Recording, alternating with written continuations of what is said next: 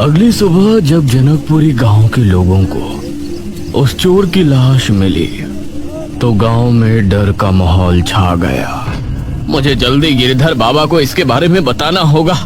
यह कहकर वो आदमी वहां से चला गया और उसके आसपास खड़े लोग अभी भी वहां तमाशाहीन थे।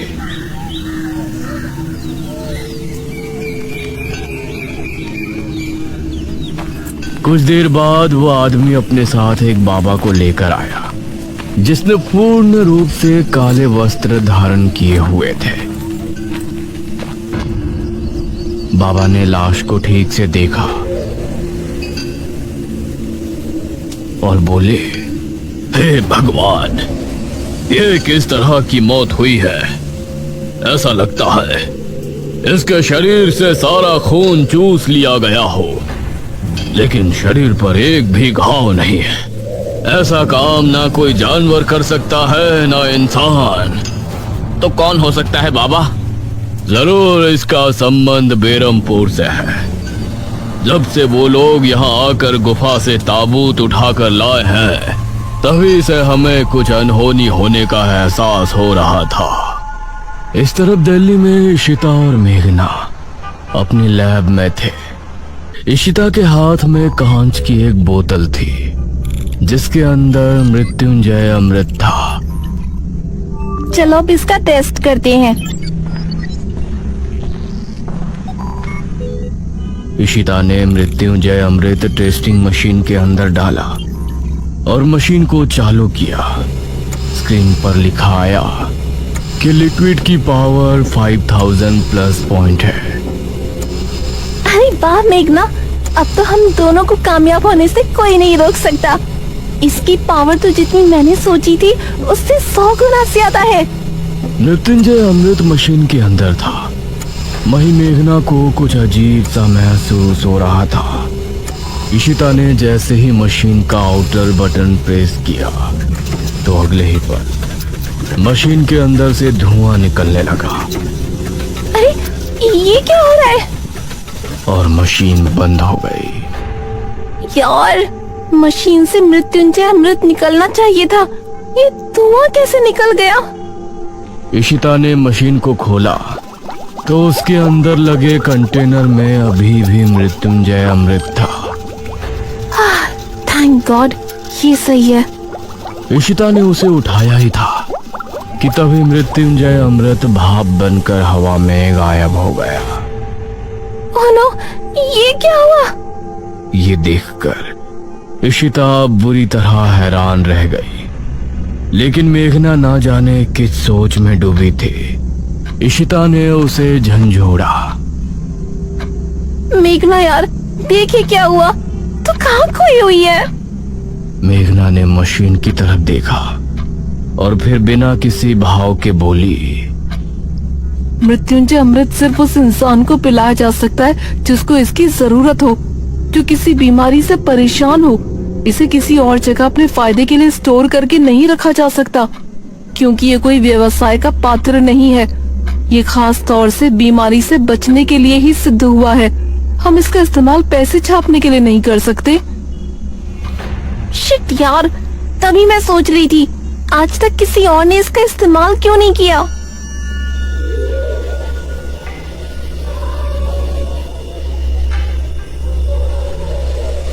ये दोनों शाम होने पर अपने घर पहुंचे। इशिता के चेहरे पर परेशानी के भाव दिख रहे थे। वहीं मेघना को अजीब सी बेचैनी हो रही थी। तभी इशिता ने खाना लगाया और टीवी ऑन किया। आज की ताजा खबर, जनकपुरी गांव में एक अजीब मामला सामने आया है। वहाँ कल रात को ऐसा तूफान आया जैसा पहले कभी नहीं आया, और आज सुबह गांव में एक आदमी की लाश पाई गई। उसका शरीर पूरी तरह से पीला पड़ा हुआ था, जिसे देखने से लग रहा है कि उसके शरीर में एक भी बूंद खून नहीं बचा। इसी वजह से उसकी मौत हुई है। लेकिन इस तरह से खून किसने किया, ये एक बहुत बड़ा सवाल है।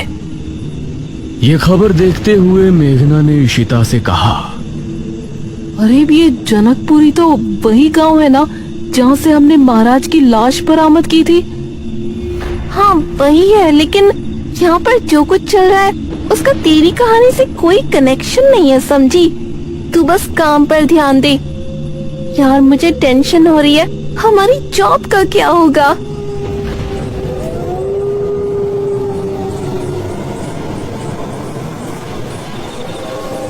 रात करीब 1 बजे दमयंती उसी गुफा में ध्यान मग्न बैठी थी। उसने अपनी आंखों को बंद किया हुआ था और कोई मंत्र बुदबुदा रही थी। उसी समय मेघना भी अपने घर पर सो रही थी। उसने खुद को एक जंगल में खड़ा पाया। ये कौन सी जगह है? तभी उसे एक हंसी सुनाई दी और सामने से दमयंती आती हुई नजर आई। कौन हो तुम? इस पर दमयंती ने उसे कोई जवाब नहीं दिया। तभी वहां पर इशिता आ पहुंची। अरे मेघना, तू यहाँ क्या कर रही है? इशिता, तू यहाँ? तभी दमयंती ने इशिता को देखा। उसकी आंखें लाल लाल चमक उठी और वो इशिता पर झपटी। इशिता! इशिता दमयंती की जकड़ में थी।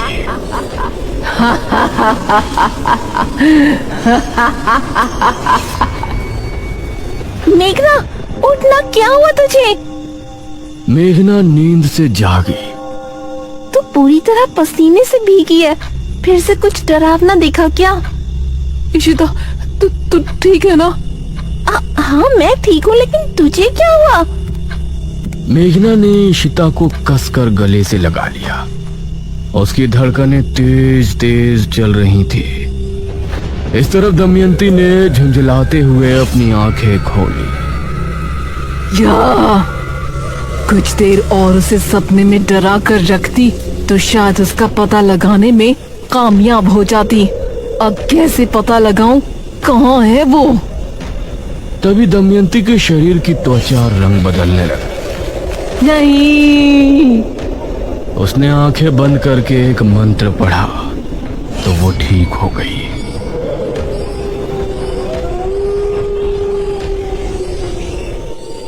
कुछ देर बाद एक लड़का रोड से गुजर रहा था। यार, आज तो पार्टी में मजा ही आ गया। अगर 1 घंटा और मिल जाता ना तो निशा के साथ फूल मस्ती करने की ख्वाहिश भी पूरी हो जाती। उसी समय उसे रोड पर बीचों बीच दमयंती खड़ी नजर आई। अरे, ये कौन लड़की खड़ी है यार? उसे देखकर लड़के ने बाइक रोक दी। दमयंती ने उस समय काले भड़कीले कपड़े पहने हुए थे। वो लड़का उसे ऊपर से नीचे तक निहार रहा था। दमयंती भी उसके जवाब में मुस्कुराई। कौन है आप? ऐसा लग रहा है जैसे स्वर्ग से अप्सरा जमीन पर उतर आई हो। यह सुनकर दमयंती उसके बेहद करीब आ गई और उसे गले से लगा लिया। ओह माय गॉड, तुम तो बहुत फास्ट फॉरवर्ड हो यार। वो दमयंती की चिकनी कमर पर हाथ फेरने लगा। तभी दमयंती के नाखून लंबे हो गए, उसकी आंखें भी लाल हो गई और अगले ही पल उस लड़के की चीख फिजा में गूंज गई।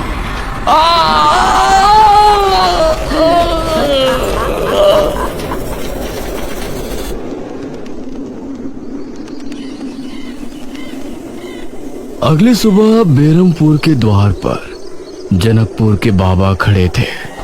उस समय अनुज भी अपनी जीप से गांव में घूम रहा था। जब मेघना साथ थी तो घूमने में कितना मजा आ रहा था।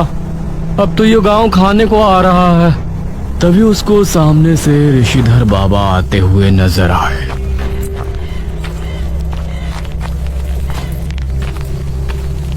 अरे तांत्रिक महाराज, प्रणाम। प्रणाम बेटा, तुम मुझे जानते हो? तांत्रिक महाराज, मैं अनुज हूँ, मुखिया जी का बेटा। क्या आप मुझे भूल गए? बेटा, मुझे अपने पिता के पास ले चलो। जी जरूर, आइए बैठिए।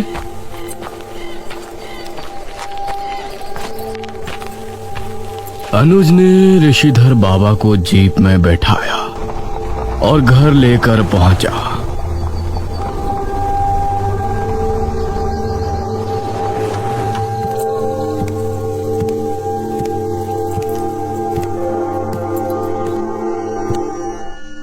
पिताजी, आपसे तांत्रिक महाराज मिलने आए हैं। उनको देखकर सभी हैरान रह गए, क्योंकि तांत्रिक महाराज तो मुखिया के साथ पहले ही घर पर मौजूद थे। अरे ये क्या, दो तांत्रिक महाराज? ये हमारे जुड़वा भाई ऋषिधर है, जो कि जनकपुरी में ही निवास करते हैं। लेकिन जब हम जनकपुरी गए थे तब तो ये वहाँ नहीं थे। हम उस समय गांव में मौजूद नहीं थे।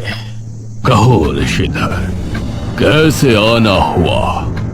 भैया, बहुत बड़ी समस्या आ गई है। हमारे गांव जनकपुर में पिछले 2 दिनों में 2 मौतें हो गई हैं। ठीक से बताओ ऋषिधर, उन मौतों से तुम इतना क्यों डर गए हो? क्या वो अकाल मृत्यु है? मरने वाले का शरीर इस तरह से पीला पड़ जाता है जैसे उनके शरीर से सारा खून चूस लिया हो। और जिस रात पहली मौत हुई, उस रात गांव में बहुत तेज आंधी आई थी। फिर तो जरूर ये किसी अनहोनी का संकेत है। लेकिन तांत्रिक महाराज, निशिर मोलो तो जा चुके, अब ये मौतें किस वजह से हो रही हैं? हमें संदेह है कि आप लोगों के आगमन का इससे कोई संबंध है। गांव के लोगों ने बताया है कि जब से आप लोग जनकपुरी से महाराज का वो ताबूत ले गए हैं, तभी से वहां का माहौल बदल गया है। हे भगवान, ये तो बहुत हैरानी की बात है। तांत्रिक महाराज, मुझे लगता है कि हमें एक बार उस गुफा में फिर से जाकर देखना चाहिए। हाँ, तुम ठीक कह रहे हो अनुज बेटा।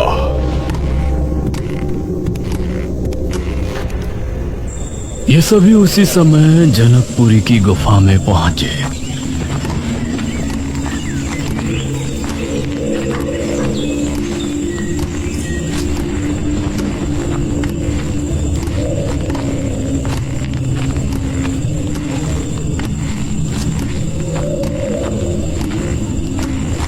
और काफी अंदर जाने के बाद उन्हें एक निशान नजर आया।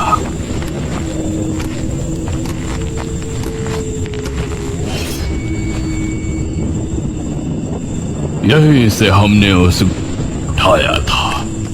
यह उसी का निशान है। अनुज ने आगे की तरफ देखा। हाँ महाराज, लेकिन गुफा अभी भी खत्म नहीं हुई है। आइए अंदर चलते हैं। ये सभी अब उस गुफा के अंदर और आगे बढ़े।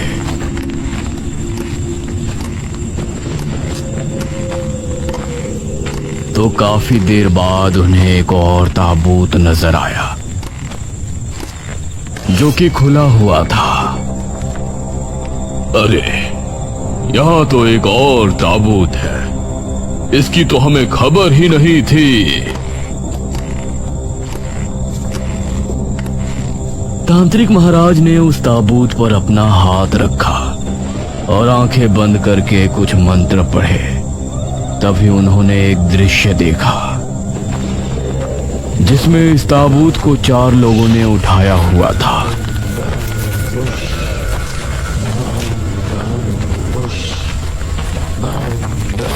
इस ताबूत को इसी गुफा के अंदर रख देते हैं।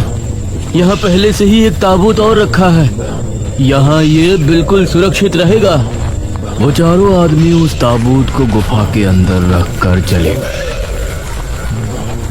और उसके अंदर पड़ी दमयंती ताबूत को अंदर से पीट रही थी।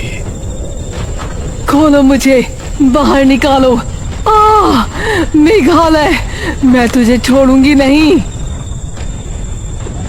इतना देखने के बाद तांत्रिक महाराज ने आंखें खोली। अनर्थ हो गया। क्या हुआ तांत्रिक महाराज? बहुत ही अजीब बात है। जब इस गुफा में महाराज की लाश को रखवाया जा रहा था, तो पहले ही दमयंती की लाश इस ताबूत के अंदर यहाँ मौजूद थी। और उस दिन हम सभी इस गुफा में मेघना के साथ महाराज का शरीर लेने आए, तो उसके गुफा में कदम रखने की वजह से दमयंती जाग उठी। मतलब दमयंती ही है जो लोगों को मार रही है? हाँ, और हमें यकीन है कि अब वो अपना प्रतिशोध लेने की पूरी कोशिश करेगी। हम सबकी जान और खास तौर से मेघना की जान को बहुत खतरा है। अरे नहीं, लेकिन हम इस बात की जानकारी मेघना को कैसे देंगे? हमें तो उसका ठिकाना भी नहीं मालूम। अनुज अब बहुत परेशान हो गया। यार अब तो समझो हमारी जॉब चली गई, ना ही वो एंटीडोट बनेगा, ना ही कभी हमारा प्रमोशन होगा। मेघना को इस बात में कोई रुचि नहीं थी। वो अब भी अपने उस सपने के बारे में ही सोच रही थी।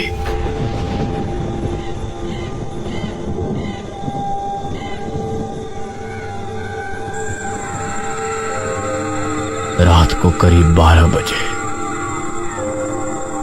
दमयंती फिर से ध्यान मग्न होकर बैठ गई। इस तरफ मेघना ने एक अजीब दृश्य देखा। उसने देखा कि वो एक जंगल में खड़ी है और काफी दूर पर इशिता और अनुज खड़े हैं। मेघना, अरे इशिता, अनुज, तुम दोनों वहाँ क्या कर रहे हो? मेघना इधर आ जल्दी। अरे लेकिन तुम दोनों आगे क्यों नहीं बढ़ते? तभी उसने देखा कि एक बड़े से पेड़ पर दमयंती पैर लटकाए बैठी हुई है। उस पेड़ से जटाएं निकल कर आई और वो अनुज और इशिता के गले में लिपट गई।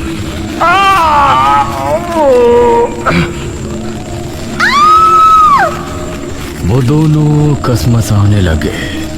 ये देखकर मेघना हैरान रह गई। अनुज, इशिता! मेघना उन दोनों की तरफ भागी।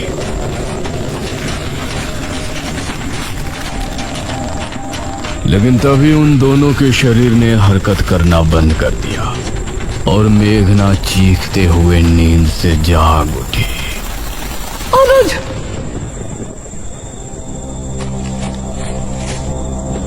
अरे क्या हुआ तुझे? अब क्या देख लिया? इशिता, अनुज और तेरी जान खतरे में है। मुझे बहुत बुरे बुरे सपने आ रहे हैं। अरे मैं एकदम मस्त हूँ यार, तू बेवजह क्यों स्ट्रेस ले रही है? हम जो बेरमपुर में देख कर आए हैं वही सब तेरे दिमाग में घूम रहा है और इसके पीछे कोई रीजन नहीं है। नहीं, ये इत्तेफाक नहीं हो सकता। हम लोग सुबह ही बेरमपुर जाएंगे बस। इशिता समझ गई थी कि अब उसे फिर से बेरमपुर जाना पड़ेगा। उसने आगे मेघना से कोई सवाल नहीं किया।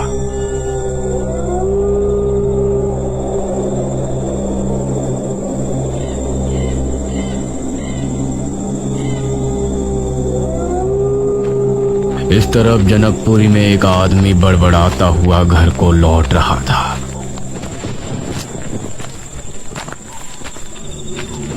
बेवफा, मुझे सिर्फ लूटने के लिए आई थी मेरे घर पर।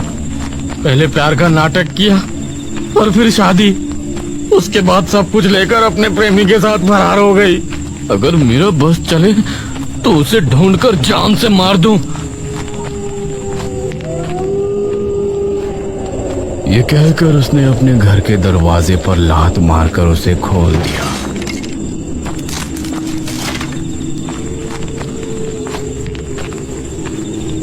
और फिर अंदर जाकर एक गिलास पानी पिया। सामने दीवार पर उसकी बीवी की तस्वीर लगी थी। मंगला, तू बस एक बार मुझे मिल जा, सिर्फ एक बार। ये कहकर उसने गिलास को जमीन पर दे मारा और अपने कमरे में पहुंचा। उसने जैसे ही दरवाजा बंद किया तो उसे बिस्तर पर एक लड़की लेटी नजर आई। अरे कौन है ये? कहीं मैं सपना तो नहीं देख रहा? तभी उस लड़की ने उसकी तरफ करवट ली तो वो दमयंती ही थी। दमयंती का आकर्षण देखकर उस आदमी की आंखों में वासना उभर आई। ये सब सच है प्रिय? अब कौन है तुम? मैं कौन हूँ ये तो तुमको दिख ही रहा होगा। एक खूबसूरत जवान लड़की आओ मेरे पास, आओ ना। ये सुनकर उस आदमी से खुद पर काबू नहीं हुआ। वो झट से दमयंती के पास पहुंचा। दमयंती ने उसे कसकर खुद से चिपटा लिया और तभी उस आदमी की चीख घर के बाहर तक गूंज गई।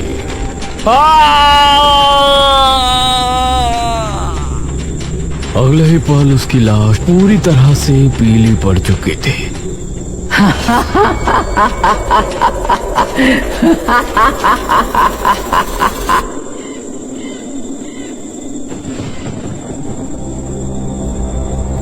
अगली सुबह इशिता और मेघना दोनों फिर से बेरमपुर के लिए निकल गए। मेघना, तुम वहाँ जाकर ठीक तो कर रही है ना? कहीं पिछली बार की तरह हम कोई बड़ी मुसीबत में ना फंस जाएं। मुझे वहाँ जाना ही पड़ेगा। तू और अनुज दोनों मेरे दोस्त हो। अगर तुम दोनों को कुछ हो गया तो मैं भी जिंदा नहीं रह पाऊंगी। मेघना की बातें इशिता के सर के ऊपर से जा रही थी। शाम होने पर मेघना ने बेरमपुर के मुख्य द्वार में कदम रखा। इस तरफ गुफा में बैठी दमयंती जोर जोर से हंसने लगी। आ गई वो राजकुमारी मेघालय। बेरमपुर लौट आई। मेरी चाल कामयाब हुई। दमयंती फिर से वापस कैसी लौटी ये तो हमने जान लिया, लेकिन अब वो आगे क्या करने वाली है?